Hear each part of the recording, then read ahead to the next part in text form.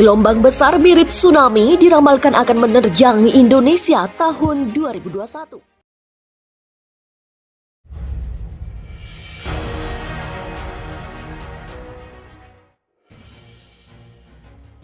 Datangnya bencana merupakan rahasia ilahi yang semua orang tidak mengetahui kapan terjadinya. Namun dengan perkembangan ilmu pengetahuan, manusia dapat melihat tanda-tanda akan datangnya suatu bencana alam secara ilmiah maupun secara batiniah. Untuk masalah bencana alam, Indonesia merupakan langganan beberapa bencana alam layaknya gempa bumi, tsunami, banjir, dan tanah longsor. Seperti yang terjadi pada tahun 2004, gempa dan tsunami dahsyat menerjang Provinsi Nangro Aceh Darussalam yang menewaskan lebih dari 167.000 jiwa. Terkait bencana alam yang terjadi di tanah air, paranormal Roy Kiyoshi memberikan pandangan mata batinnya tentang hal tersebut. Dalam pandangan mata batin yang dilihat Roy Kiyoshi, Indonesia akan diterjang beberapa bencana alam yang menakutkan. Salah satu bencana besar yang Roy Kiyoshi ramalkan akan menerjang Indonesia adalah gelombang besar mirip tsunami. Seperti yang disampaikan Roy Kiyoshi di dalam salah satu video di kanal YouTube-nya yang bertajuk Ramalan 2021 by Roy Kiyoshi. Pandangan mata batinnya tentang datangnya gelombang besar mirip tsunami yang akan menerjang Indonesia di tahun 2021 tersebut bahkan mampu membuatnya khawatir. Roy Kiyoshi juga mengaku memimpikan tentang datangnya gelombang besar mirip tsunami tersebut beberapa kali. Dia mengaku setiap memimpikan tentang datangnya gelombang besar tersebut selalu terbangun dalam kondisi yang ngos-ngosan. Dia menjelaskan lebih spesifik tentang gelombang besar mirip tsunami tersebut dengan menyebut berupa air besar dan lumpur yang pekat. Tak hanya sampai di situ, Roy Kiyoshi bahkan menjelaskan ketinggian gelombang yang sangat tinggi dan suara minta tolong. Meskipun ramalan dan pandangan mata batin Roy Kiyoshi tersebut belum tentu terjadi, namun sebagian warga masyarakat yang tinggal di Indonesia sudah sepatutnya untuk terus waspada akan datangnya bencana alam dalam bentuk apapun. Ingatkan masyarakat Indonesia untuk waspada, pria Indigo ini terawang soal bencana alam yang dalam waktu dekat akan terjadi. Dia mengaku melihat air yang sangat besar.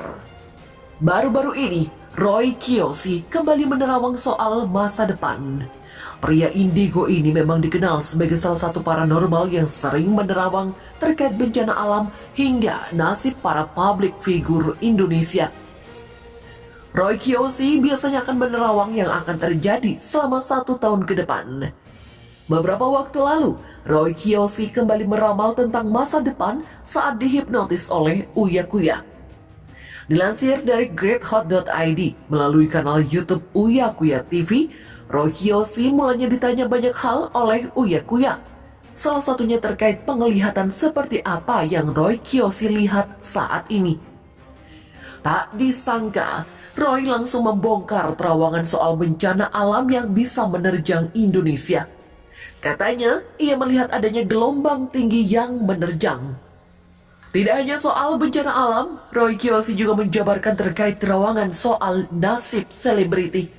Katanya akan ada perceraian artis yang tidak disangka-sangka. Menurutnya pasangan tersebut terlihat harmonis, namun mendadak mengumumkan kabar kandasnya rumah tangga mereka. Roy juga menyinggung soal masih banyak artis yang terlibat narkoba hingga masuk bui. Artis tersebut terseret dalam dunia kelam dan dipenjara. Di sini sosoknya orang yang sangat baik, tetapi di luar dugaan dia terlibat narkoba. Uya Kuya penasaran dengan artis yang dimaksud. Roy pun menyebutkan nama artis yang dikenal baik namun terlibat narkoba.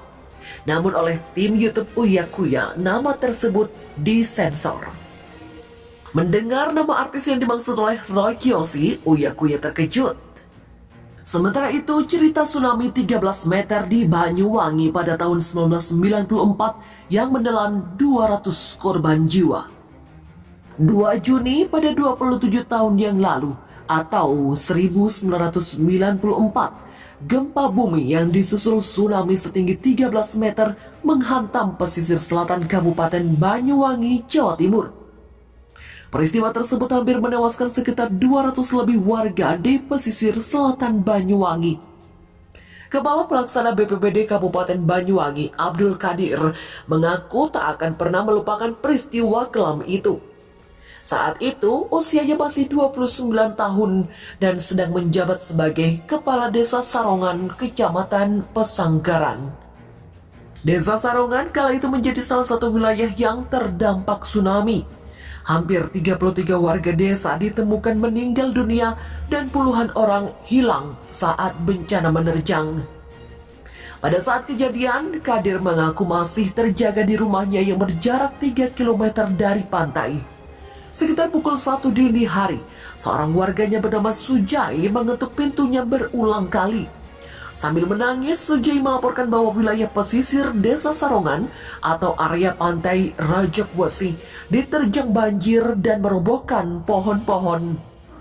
Saat itu, Sujai hendak ke area pantai Rajakwesi dengan mengendarai pick-up. Namun saat mau masuk, ia melihat jalanan hancur, pohon tumbang dan ada gelombang besar. Sujai lalu memutar balik mobilnya dan menuju ke rumah kepala desa untuk melapor. Awalnya, Qadir tak begitu saja percaya karena saat itu sedang musim kemarau, tidak ada hujan. Ia juga heran bagaimana mungkin area pantai bisa terjadi banjir tinggi hampir setinggi pohon kelapa. Hampir 30 menit ia berpikir bagaimana mungkin bisa ada banjir di musim kemarau. Namun akhirnya dirinya mengambil celurit untuk berjaga-jaga dan menuju pantai. Sekitar pukul 1 dini hari lebih 10 menit waktu Indonesia Barat, ia menuju ke area pantai Rajakwesi bersama salah satu stafnya bernama Gunoto mengendarai sepeda motor. Dan benar saja, semakin mendekat ke pantai, ia melihat banyak pohon tumbang terseret air. Tanpa pikir panjang, ia menuju ke area pantai dan menyalakan lampu senter ke pemukiman penduduk yang sudah rata dengan tanah. Saat itu, ada 200 kepala keluarga yang tinggal di pemukiman pinggir pantai. Melihat ada lampu, sejumlah warga terdengar berteriak minta tolong. Qadir bersama temannya kemudian mendekat ke pantai untuk melakukan penyisiran. Ia kemudian mengarahkan lampunya ke area laut. Saat itu ia melihat gelombang besar dari kejauhan. Pihaknya lari sekencang-kencangnya menjauhi pantai. Saat itu ia diterjang gelombang setinggi dada. Ia selamat dan pergi ke masjid untuk melihat warga yang mengungsi. Di masjid, semua warga selamat berkumpul dan terjadi kepanikan yang luar biasa. Dalam kegelapan malam, warga kebingungan mencari keluarganya dan masih tak tahu bencana apa yang menerjang desanya.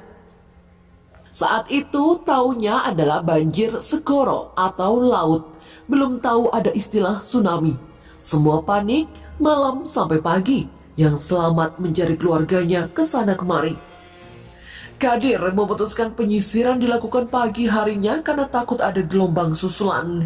Sebab dari laporan warga, gelombang tinggi yang menerjang pantai tak hanya sekali, namun berulang kali dengan ketinggian yang berbeda-beda.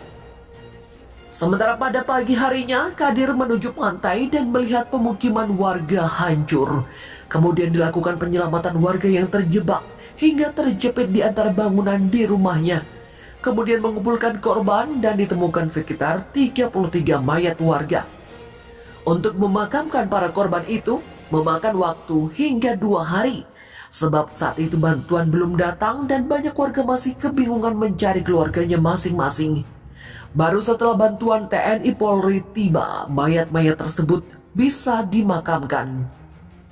Qadir mengenang saat itu manajemen bencana di Indonesia belum ada. Komunikasi ke pemerintahan juga baru bisa dilakukan beberapa jam setelah kejadian.